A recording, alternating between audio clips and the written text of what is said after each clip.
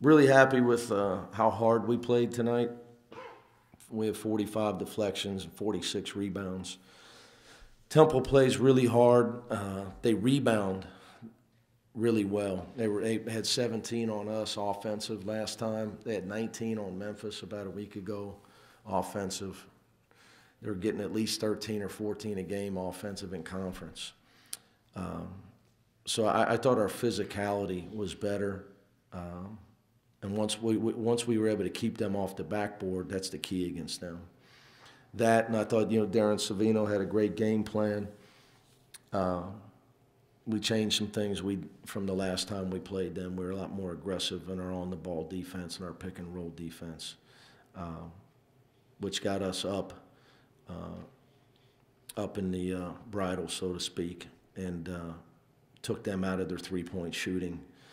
And once we started scoring the ball, then you can get your pressure going, and it becomes a downhill. You start playing downhill. So, but I thought our effort and our toughness and our physicality was great. I want to congratulate Gary Clark. To be the 5th player in the history of the school, over 100-something years of basketball, with 1,000 points and 1,000 rebounds, unbelievable. It's an unbelievable feat. He's a winning player. He's probably the most valuable player in our league, in my opinion, because his scoring, his rebounding, his intangibles, his steals, his block shots, his field goal percentage. Like I said, his intangibles, his ability to guard big guys, his ability to guard switching and perimeter players. There's very few people. I'm sure there's more talented guys in the country. I've obviously seen Marvin Bagley play on TV, but Gary Clark is such a winning player. It's just a great feat. So tonight's his night, in my opinion. Anytime you did something at Cincinnati that Oscar Robertson did, you're doing something. And I think it was Paul Hogue, Jack Twyman, and Bob Miller. You accomplished something that Kenyon Martin wasn't able to accomplish, or Jason Maxiell. It's pretty impressive, because those guys were unbelievable players. It tells you how hard it is to get 1,000 rebounds. So he's just been a great player for us for a long time. Is that just a compliment to his consistency, being able to? I think he's an underrated player. He's just other than amongst coaches. If you talk to coaches, especially the coaches in our conference, they all, Gary Clark's their favorite player. People that really know basketball. But coaches, see, we're paid to win games. So when you ask a coach about it, it's like, they see what that guy brings to the table. He makes no mistakes. He's just plus, plus, plus, plus. If he makes a mistake, it's like it's like a meteor storm or something. It never happens. You're in shock. He's just such a good player in every aspect of the game. And coaches appreciate that more. Obviously, fans see guys getting 35 points and taking 30 shots. Gary's got 17 tonight on 7 shots, 10 rebounds in 26 minutes. So anytime you're getting those type of numbers. But I still think I'm watching, he's still getting better. He's a much better player than he was a year ago. And he continues to improve because he's got great work ethic, and he's like SK. He listens to everything the coaches say. Not when you're coaching him, that's easy. He listens when you're coaching other people because there's something for him to learn. Kenyon Martin was that way, and that's why I know Gary's going to have a long career playing basketball. Do you notice you're caught up in the game? Did you notice the ovation the crowd gave him? Yes. That He deserves it. I was really happy about it. I was worried. I was hoping he was going to get it. I thought it was awesome. We had advertised it. Gresh helped us too. You did it. People knew that it was coming. That the milestone that he was going to hit. I thought it was probably our best crowd of the year tonight.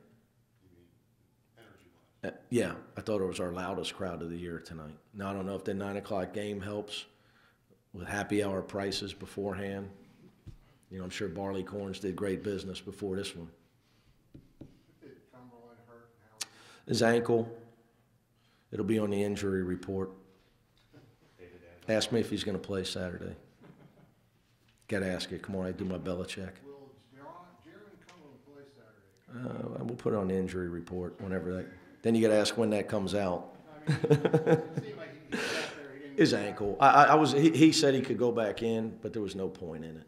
You know, once we were up 22, and I said, well, hold on, just sit here for a second. Once we pushed it to 30, I told him to go ahead and put some ice on it. He's getting beat up a lot lately. But he's a guy that attacks the basket. You know, the way he attacks the basket and as well as he's playing. You know, he was dominant in the first half. He had a great practice yesterday, too. He's really, you know, I don't judge. You see he's 1 for 6 from 3. His floor game is so much better. His defense, his passing, his focus, his understanding of basketball, he just continues to improve.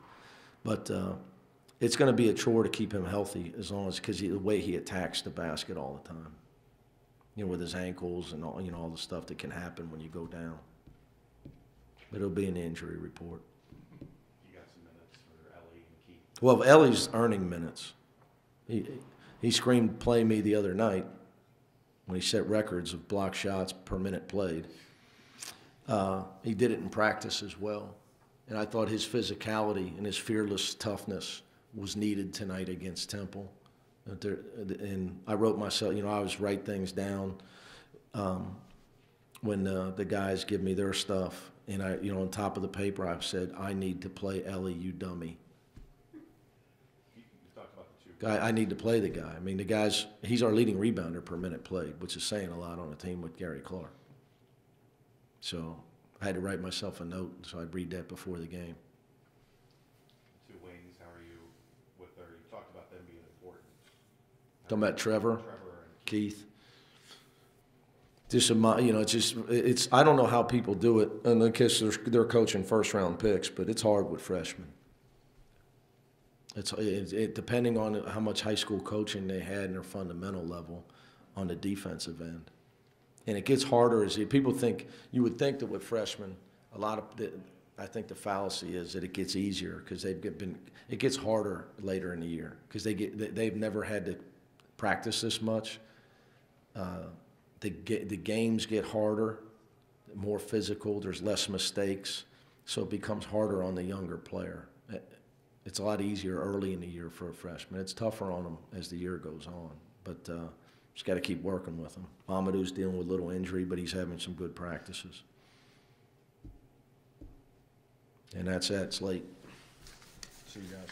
1,000 points, 1,000 rebounds. What does that mean to you? Do you understand like what that means here? First guy to do it in 39 years. I don't think I didn't realize it at first until Coach wrote it on the board and was explaining it. And you know, Cal always telling me how good of accomplishment, you know, that'll be. So for me to do it tonight, it was pretty cool. What did it feel like when you got that ovation when you went off the floor for the last time? It was cool. Yeah, I think the last time I had it was like my freshman year when they started like chanting like that. I think I had like 17 rebounds or something the last time they did it. Seemed to be the loudest one. Oh, for sure, for sure. Kyle, what do you think of your buddy's accomplishment there? It's amazing. He's an amazing person, man. And I'm just happy to be by his side. I'm happy to be his front court mate. And just happy to see everything that he's worked hard for and everything that he's sacrificed for this program before I was here and after I was here. So, I mean, like I said, he's an amazing person and an amazing player. So I'm just glad to be by his side, and I'm really happy for him. How do you struggle to beat a team by 2 and then beat them by 30-something? What was the difference? They're a tough team. I think our defensive intensity was way better. I think we were just communicating, like I said, on the defensive end of the ball. They're a good offensive team. You know, regardless of their record, they have a lot of different individual pieces that can hurt you. So we were really locked in on defense, and I think we did a good job of moving the ball. And we just it was a great team effort, I thought. Did Coach communicate that to you guys when he mentioned that he hasn't been completely happy with how things are going?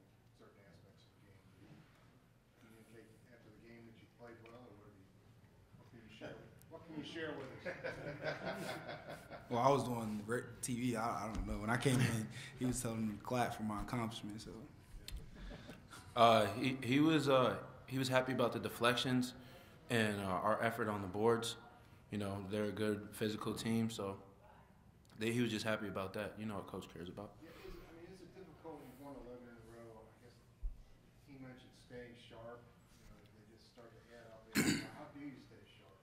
You know, that's how coach is. He's never complacent and never happy with success. You know, so I mean, he's never happy with small successes. You know, he sees that we're 7-0 and he doesn't want us to get big heads. But this team isn't like that. We really keep it level-headed, and we always tell each other we got to keep on going. We got to keep on getting better. What can we do better next game? You know, so I'm excited about that because you don't get that often. Gary, what do you plan on doing to celebrate your accomplishment? honestly, I eat. You know, I can't really go eat what I want because we got a turnaround Saturday. So I'll probably honestly just go rest and get ready for treatment. We got treatment early in the morning, so just rest. Try to get another one. In a perfect world, though, I mean, you mentioned you can't really eat what you want. So what would be that ideal celebration? Oh man, either Pancakes at IHOP? no, either Kruger's Burger or the chicken place, the Eagle, because they're open late. So I actually been there a couple times after the games when we have like a little wide separation.